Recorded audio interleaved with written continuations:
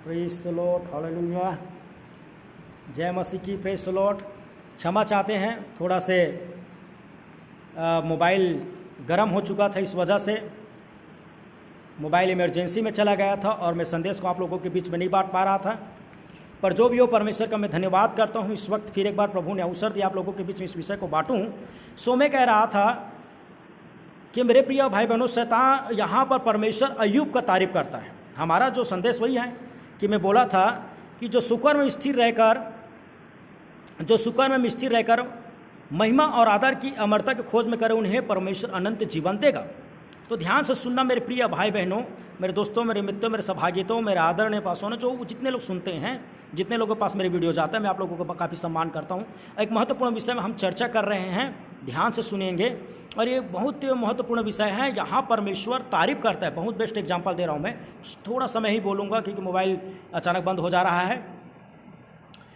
इधर परमेश्वर तारीफ करता है, मेरे दास अय्यूब को देखो कितना ईमानदार है और प्रभु की महिमा करता है, प्रशंसा करता है और बहुत ही खरा इंसान है। तो इधर शैतान क्या बोलता है, अय्यूब 1:9 में लिखा है, शैतान ने यहोवा को उत्तर दिया, क्या अय्यूब परमेश्वर का भय बिना लाभ के मानता है? क्या तूने उसकी और उसके घर के जो कुछ उसका है उसके चारों बाड़ा नहीं बांधा? तूने तो उसके काम पर आशीष दी और उसकी संपत्ति देश भर में फैल गई है। हाँ, देखिए शैतान यहाँ अय्यूब का क्या कर रहा है। अय्यूब आपको बिना लाभ से नहीं मांगता करके परमेश्वर से बोल रहा है। पर परमेश्वर ने कहा मेरे जो दास अय्यूब है वो ईमानदार है, हर परिस्थिति में ईमानदार है और खरा है, मेरा भय मानने वाला है। तो शैतान बोला वो बिना लाभ के नहीं मानता। तो अब परमेश्वर और शैतान के बीच में जब बातचीत हुआ तो परीक्षा ही वाली बात हुई। तब वो शैतान बोलता मैं अय्यूब का परीक्षा लूँगा, तब पता चलेगा जब उनके जीवन में दुख आएगा तब। क्योंकि अभी ये उज्र देश का सबसे धनी व्यक्ति है, उनके पास 700 भेड़ बकरियां है, नौकर चौकर है, तब तो आपको मानेंगे। यहाँ तक उनके खेत खाड़ संपत्ति, उनके सारे कामों पर भयंकर आशीष दी हो, ये बोल रहा है शैतान। परमेश्वर बोलता है हर परिस्थिति में मेरा ईमानदार रहेगा और अच्छा कर्म छोड़ना नहीं छोड़ेगा, सुकर्म के जीवन जीना वो नहीं छोड़ेगा। आप देख लो। तो परीक्षा लिया जब अय्यूब का परीक्षा, तो उज्र देश का सबसे धनी व्यक्ति, आप जब पढ़ेंगे 1 और 2 अध्याय अय्यूब की किताब, उज्र देश के सबसे धनी व्यक्ति एकदम कंगाल हो गए, पल ही भर में गरीब हो गया, पल ही भर में उनके भेड़ बकरी सब परदेसी लूट लिए, पल ही भर में नौकर चौकर चले गए, पल ही भर में उनके संतान भी मारे गए, एक ही पल में उनके पास सब कुछ चला गया। तब भी अय्यूब यहाँ पर क्या कहता है, 1 और 20 और 21 पद में पढ़ रहा हूँ, इसका सब कुछ खत्म हो गया। तब भी क्या बोलता है, तब अय्यूब उठा और भागा, फाड़ सिर मुड़कर भूमि पर गिरा और दंडवत करके कहा, मैं अपनी माँ के पेट से नंगा निकला हूँ और नंगा लौट जाऊँगा। यहोवा ने दिया, यहोवा ने लिया, यहोवा का नाम धन्य सदा। इतनी परिस्थिति खराब हो जाने के बावजूद, सब कुछ बर्बाद हो जाने के बावजूद, बाल बच्चे भी मर जाने के बावजूद, पर अय्यूब के मुँह से परमेश्वर की तारीफ निकलता है। ये सुकर्म की जीवन है। अभी भी बुरा कर्म नहीं डोला, चलो मैं गरीब हो गया तब कोई गलत कर्म कर लूँ या गलत काम कर लूँ, नहीं, अभी भी ईमानदार है और सुकर्म के जीवन जी रहे हैं। Praise the Lord. दूसरी परीक्षाएं हुए, उनके शरीर में फोड़ा हो गया। अब उनकी पत्नी बोलने लगी। यहाँ पर जब पढ़ते हैं तो 7 पद से मैं पढ़ रहा हूँ, अय्यूब के 2 पद से, तो लिखा है 2 अध्याय के 7 पद से, तब शैतान यहोवा के सामने से निकला और अय्यूब के पास के तलवे से ले सिर की चोटी तक बड़े बड़े फोड़े पीड़ित किया। तब अय्यूब खुजलाने के लिए एक ठीकरा लेकर राख पर बैठ गया। तब उसकी स्त्री उससे कहने लगी, क्या तू अब भी अपनी खराई पर बना है? परमेश्वर की निंदा कर, चाहे मर जा तो मर जा। उनकी पत्नी क्या बोले, चाहे मर जा तो मर जा, पर यहोवा का निंदा कर। देख तेरा सब कुछ बर्बाद हो गया, बेटी बेटा बर्बाद हो गया, भेड़ बकरी चले गए, गरीब हो गए हम लोग, कुछ भी नहीं हमारे पास। अब हद तब हो गए, तुम्हारे शरीर में भी बड़े बड़े फोड़े आ गए हैं।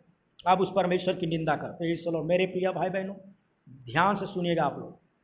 पर अय्यूब का उत्तर क्या है, 10 पद। उसने उससे कहा, तू एक मूढ़ स्त्री की सी बातें करती है। क्या हम जो परमेश्वर के हाथ से सुख लेते हैं दुख न ले? इन बातों में भी अय्यूब ने अपने मुंह से कोई पाप नहीं किया।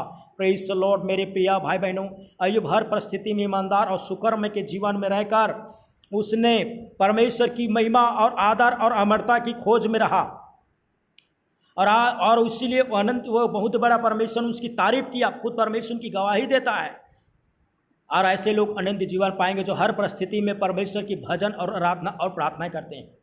हाँ मेरे प्रियो, ऐसे लोग नहीं जो थोड़ा से परिस्थिति खराब हो गया, पाप और बुराई में डूब गए, प्रार्थना दुआ छोड़ दिए, संगति छोड़ दिया, भजन गाना छोड़ दिए।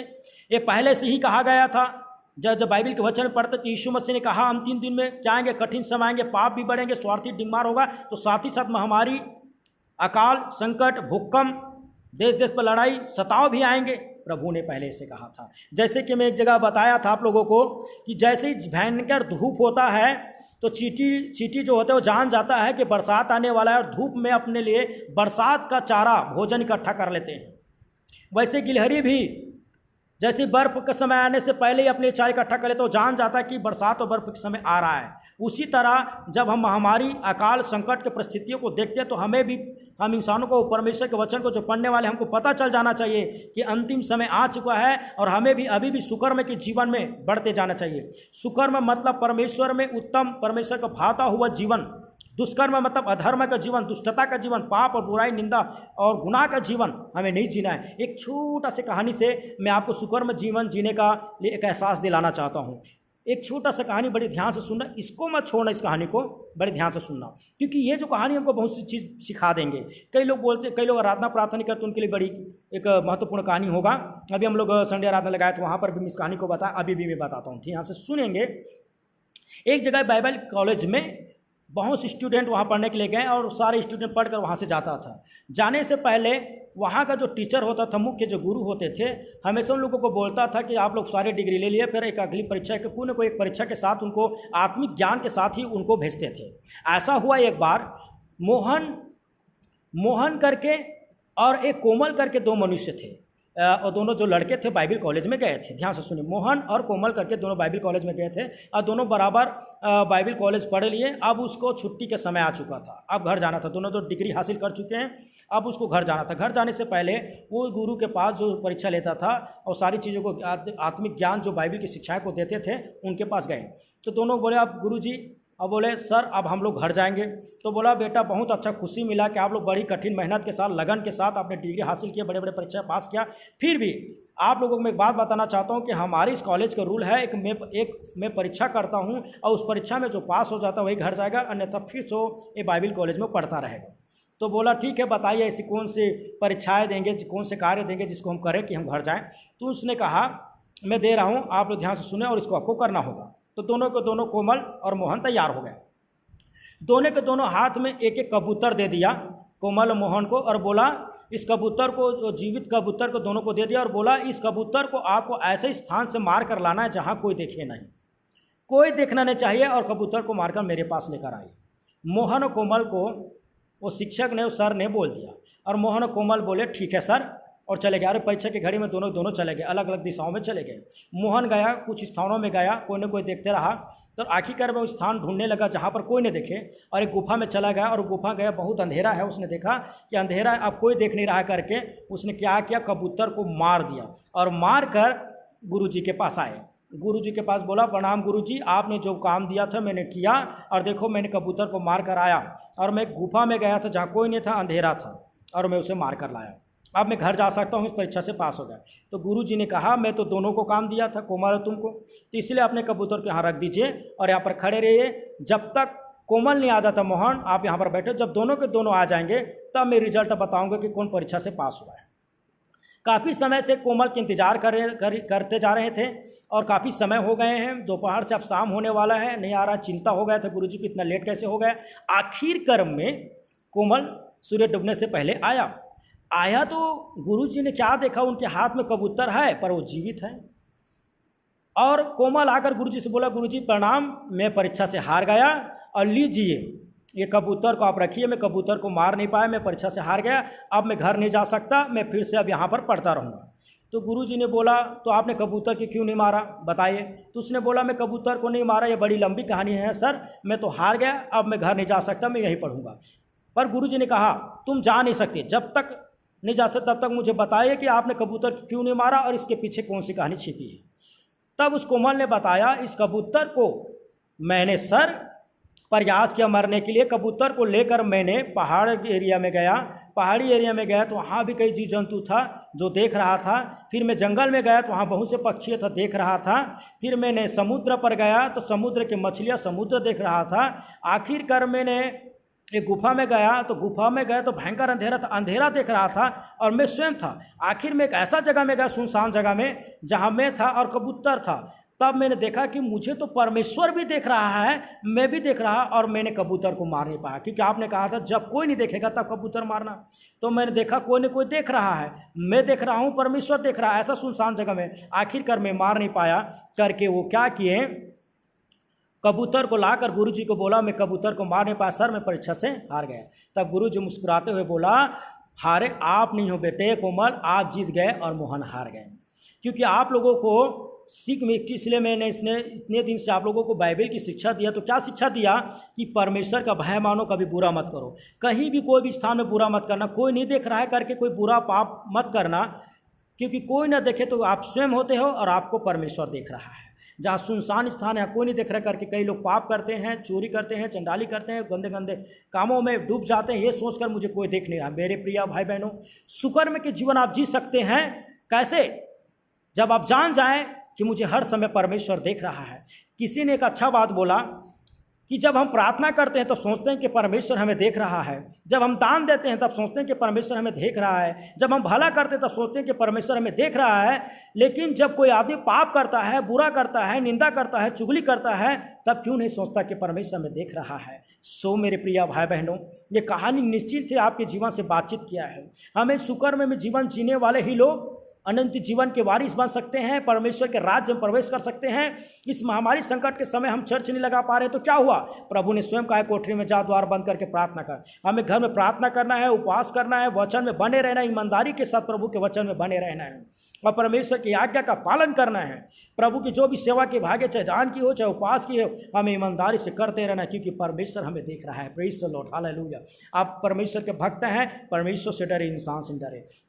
अय्यूब हर परिस्थिति में परमेश्वर के प्रति ईमानदार था, क्योंकि परमेश्वर के लिए अपनी ईमानदारी रखा था, परमेश्वर के नज़र में अच्छा बनना चाहता था, मनुष्य को दिखावा के जीवन में जीते थे। आज ऐसा परिस्थिति आ गया है, लोग लोगों को दिखाने के लिए भक्ति का भेष धरते हैं, परमेश्वर को शक्ति को नहीं मानते। लोगों के सामने ऐसा, मेरे जैसे आज जानबूझ के कोट पहनाऊँ मैं, ऐसा कोट और ऐसे वो लगा लेने से अच्छा इंसान नहीं होते हैं। अच्छा इंसान दिल से होता है और अच्छे कर्म से होते हैं। जानबूझ के मैं इस कोट के साथ आप लोगों के बीच में इस संदेश को लेकर आया हूँ। अच्छे कोट पहन लेने से, महंगे कोट पहन लेने से हम अच्छे इंसान नहीं होते मेरे प्रिय भाई बहनों। परमेश्वर के नज़र में जो हर समय अच्छा होता है, हर परिस्थिति में अच्छे होते हैं, हर परिस्थिति में परमेश्वर को देखकर, यहोवा का भय मान के बुरा काम नहीं करते, वो अच्छे होते हैं। और फिर एक बार मैं इस वचन को पढ़ता हूँ आप लोगों के बीच में, रोमियो के पत्री 2 के 7, और क्या लिखा है? जो सुकर्म में स्थिर रहकर महिमा और आदर और अमरता के खोज में है, उन्हें वो अनंत जीवन देगा। सुकर्म मतलब अच्छा कर्म, उत्तम कर्म, दुष्कर्म मतलब बुरा कार्य। सुकर्म में जीवन जिए, चाहे कोई भी परिस्थितियाँ चले, चाहे लॉकडाउन के चले, चाहे गरीबी के, क्योंकि चाहे कोरोना वायरस जैसी बीमारी आए, चाहे वो बीमारी ना भी आए, तब भी हम इस दुनिया के आखिर में छोड़कर जाएंगे। जैसे कि इब्रानियों के पत्री 9 का 27 पद में लिखा है, मनुष्य का जन्म लेना और मरना और न्याय होना तय है।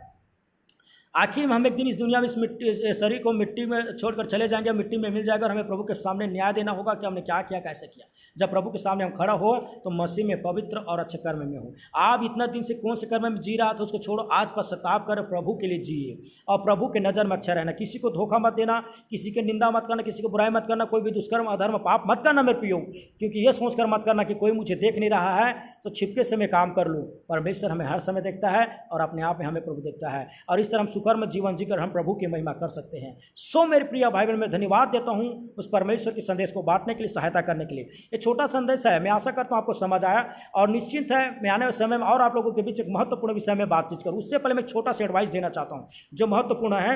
इस लॉकडाउन के समय में कई लोग बड़ी बड़ी समस्याओं में से गुजर रहा है, और सबसे बड़ी समस्या क्या है जानते हो? फाइनेंस के प्रॉब्लम। कौन से प्रॉब्लम? फाइनेंस का प्रॉब्लम। एक वचन आप पढ़िए, नीति वचन 21 और 20 पद। नीति वचन 21 अध्याय और 20 पद। इस वचन को मैं थोड़ा सा बांटना चाहता, थोड़ा सा और मेरे साथ जुड़े रहिएगा, थोड़ा सा आपका नेट जाएगा लेकिन बहुत कुछ सीखने को मिलेंगे।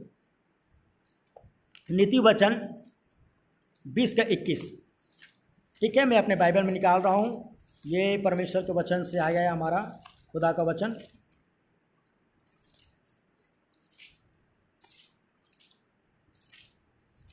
जी चलिए पढ़ते हैं, यहाँ क्या लिखा है।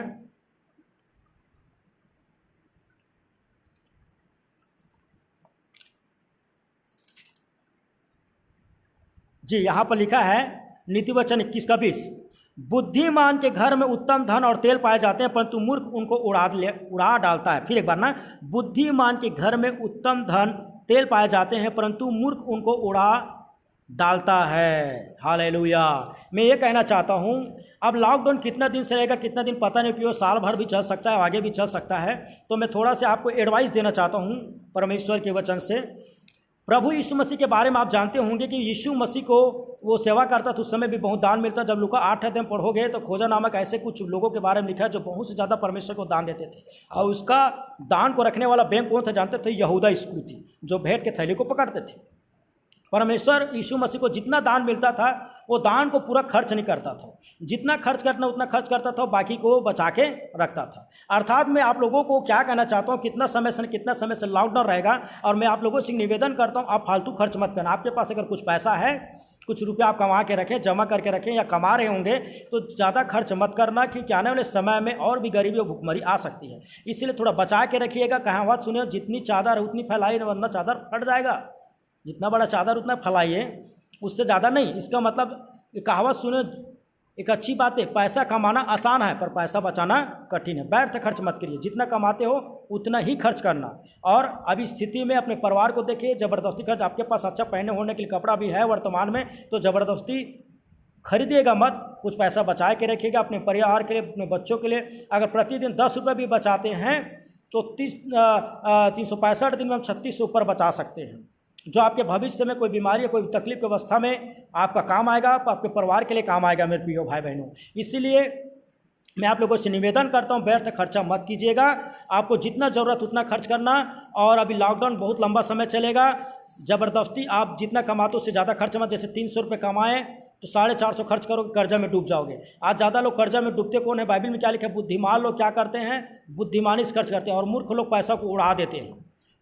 जितना है उतना खाओ पियो और उड़ा दे, कल के लिए नहीं रखे। कल कोई प्रॉब्लम आ गया तो कर्जा करेंगे और ज़िंदगी भर कर्जा में डूबे रहेंगे। और कर्ज एक श्राप है ना? गलत चीज़ के लिए खर्च करना बिल्कुल एक बड़ी श्राप है। इसीलिए आप बुद्धिमानी से खर्च करना। लंबे समय से लॉकडाउन चलेगा, पैसा है आपके पास, संपत्ति है, तो इधर उधर ज़्यादा खर्च मत कीजिएगा। अपने परिवार करो और खर्चे। साथ ही साथ कोरोना वायरस जब चल रही है, बाहर से बहुत से लोग आ रहे हैं। मैं निवेदन करता हूँ, बिना मास्क से घर से बाहर मत निकलिएगा। और साथ ही साथ नए लोगों से, जिनको आपको पहचान नहीं है, अजनबी, उससे हाथ मत मिलाइए, बार बार हाथ धोते रहिए, सावधानी रखिए। और कोरोना वायरस से बिल्कुल घबराना नहीं, पर आप मसीह भाई बहन हम सब लगातार प्रार्थना करें। परमेश्वर एक बड़ा काम करने जा रहा है। Praise the Lord. निश्चिंत है, हमारे धर्मी जन की प्रार्थना से बहुत कुछ हो सकता है, यह परमेश्वर ने कहा है। सो प्रियो, मैं सबसे पहले आप लोगों को फाइनेंस प्रॉब्लम की बात बताता हूँ। एक्स्ट्रा खर्च मत करना, लॉकडाउन लंबे समय तक चलेगा। और जब एक्स्ट्रा खर्च नहीं करोगे तो आपको किसी से पैसा मांगने की जरूरत नहीं पड़ेगा। ज़बरदस्ती पैसा उड़ाइए मत, रहेगा थोड़ा से रखिए, जमा कीजिए। खुद प्रभु यीशु मसीह अपने लोगों के लिए, सबके लिए एक बुद्धिमानी से जब 3.5 साल तक उसने सेवकाई किया, कभी भी एक्स्ट्रा खर्च नहीं करते थे। हमको भी ऐसा ही जीवन जीना है। परिस्थिति के अनुसार ढलिए और परिस्थिति में एक दूसरे को संभालिए। कोरोना वायरस बड़ा नहीं है, परमेश्वर बड़ा है, उससे हमको छुटकारा देगा और संभालेगा। निश्चित आज का पूरा वीडियो जब देखोगे तब ये जो आज मैं संदेश दिया आपको पूर्ण रीति से समझ आएगा। चलिए मेरे साथ आइए, हम प्रार्थना करते हैं, परमेश्वर चमत्कार करेगा। निश्चिंत है, मेरे साथ आइए। जितने लोग अपने देश से प्रेम करते हैं, दुनिया से, अपने लोगों से, पड़ोसी से प्रेम करते हैं, आइए मेरे साथ अपनी आंखों को बंद करें। और आइए हम इस वक्त, हम जब बड़े बड़े डॉक्टर वैज्ञानिक लोग इसका थक चुके हैं, इस वक्त हम प्रार्थना करें कि डॉक्टर लोगों को, वैज्ञानिक लोगों को भी इस दवाई बनाने का और परमेश्वर इस क्षेत्र में काम करने का सहायता करें। आइए आंखों को बंद करें, प्रार्थना करें। धन्यवाद धन्यवाद पवित्र पवित्र प्रभु जी, आपसे विनम्रतापूर्वक निवेदन है मेरे परमेश्वर, याकूब, इसहाक, इब्राहिम के प्रभु, पिता, पुत्र, पवित्र आत्मा, परमेश्वर तेरे चरणों में आते हैं। सहायता के जितने मेरे मित्र सहभागी जो फेसबुक में जुड़े, उनके साथ में तेरे चरणों में आता हूँ और हम सब मिलकर प्रार्थना करते प्रभु, हमारे भारत देश के लिए मेरे परमेश्वर प्रभु, और पूरे विश्व भर में प्रभु ये कोरोना वायरस जैसे हालेलुया प्रभु जी विश्व महामारी जो आए हैं प्रभु, इनके विरोध हम यीशु मसीह के नाम से जंग छेड़ते हैं और ये महामारी यीशु के नाम से थम जाओ, निकम्मा ठहराते हैं प्रभु। आप परमेश्वर इस आंधी को शांत कर दीजिए प्रभु, इस महामारी को कि तेरे जन कोई भी इस बीमारी से नाश न होने पाए, हर एक अंदर के डर भय के आत्माएं दूर हो जाए। और प्रभु इस वक्त प्रार्थना मेरे परमेश्वर पूरे विश्व भर से इस कोरोना वायरस बीमारी को दूर करके विश्व में शांति प्रदान करे और सारे मंत्री जंत्री को बुद्धि और ज्ञान दे कि हर एक देश का आर्थिक भौतिक और प्रभु जी राजनीतिक संतुलन बना के चले। और मेरे परमेश्वर सारे डॉक्टरों को प्रभु जी, कोरोना योद्धक रूपकाम के परिवार को भी आशीष दे, स्वच्छ और चंगा भला रखिए मेरे परमेश्वर। और सारे पुलिसकर्मी को जो दिन रात मेहनत कर उनको भी आशीष दे मेरे प्रभु। प्रार्थना है मेरे परमेश्वर पिता, फिर बस मंत्री को बुद्धि और ज्ञान दे प्रभु, हर एक क्षेत्र के प्रभु, छोटे नेता से बड़े नेता को आशीष दे कि अपने अपने क्षेत्र में लोगों को संतुलित करके चला सके। जिन परिवारों ने कोरोना वायरस से अपने प्रियजनों को खोया उनको शांति और संतावना शक्ति प्रदान कर। और जिनके परिवार में आज प्रभु जी कोरोना वायरस बीमारी जैसे से ग्रसित होकर हॉस्पिटल के चंगे होकर घर से बाहर आने पाए, और जल्द से प्रभु यीशु के नाम से कोरोना वायरस थम जाए और आपकी महिमा हो पहले से बेहतर प्रभु यीशु मसीह के नाम से मानव जीवन में कल्याण आ जाए। प्रभु निवेदन है प्रभु सारे मानव जाति को प्रभु, पूरे विश्व भर के मानव जाति को पिता तेरे चरणों में हम सौंपते हैं प्रभु। मेरे परमेश्वर पिता हमारी प्रार्थना को सुने। और जितने लोग फेसबुक में जुड़े जो आज के संदेश को सुना है, हम सब सुकर्म में जीवन जी का अच्छा उत्तम कर्म में जीवन जीकर अनंत जीवन के वारिस बने, जो कभी समाप्त नहीं होने वाला परमेश्वर में स्वर्ग के जीवन जीने वाले लोग बने, यहाँ उत्तम जीवन जीकर तेरी महिमा करने वाले लोग बनने पाए परमेश्वर। ये संदेश जितने लोग सुनते हैं उनके प्रिय परिवारों को आशीष दे। हमारी प्रार्थना छड़े के विश्वासी भाई बहनों को, समस्त पासवानों को, समस्त मानव जाति को आशीष दे परमेश्वर। इस फेसबुक के माध्यम से अपने लोगों के बीच में जुड़ने के लिए, सहायता करने के लिए परमेश्वर पिता धन्यवाद देते हैं। और जो फेसबुक को निर्माण किए हैं उनको भी आशीष करना, जिनके माध्यम से आज हम प्रभु लॉकडाउन की अवस्था में भी तेरे संदेश को बांटने का अवसर मिला है। धन्यवाद प्रभु। सारी चीज़ में प्रभु अर्थव्यवस्था में संतुलित करने में उन मजदूरों को प्रभु जो रास्ते में उनको घर तक पहुंचे सहायता कीजिए। कोई भी लोग भूखा सोने न पाए, किसी को अच्छी वस्तु की घटी न होने पाए। सारी बातों में परमेश्वर आपके हाथों में सत्य है, निश्चय आप हर प्रार्थना को सुनने वाला पिता है। ये विश्वास की प्रार्थना प्रभु सुनिए, दया से कबूल कीजिएगा। ये प्रार्थना प्रभु यीशु के नाम से हम मांगते हैं परम पिता, आमीन आमीन। Praise the Lord. जय मसीह की। मुझे सुनने के लिए आप सबको हृदय से धन्यवाद। प्रभु आप सबको आशीष दे। God bless you. फिर मिलेंगे अगले वीडियो के साथ। जय मसीह।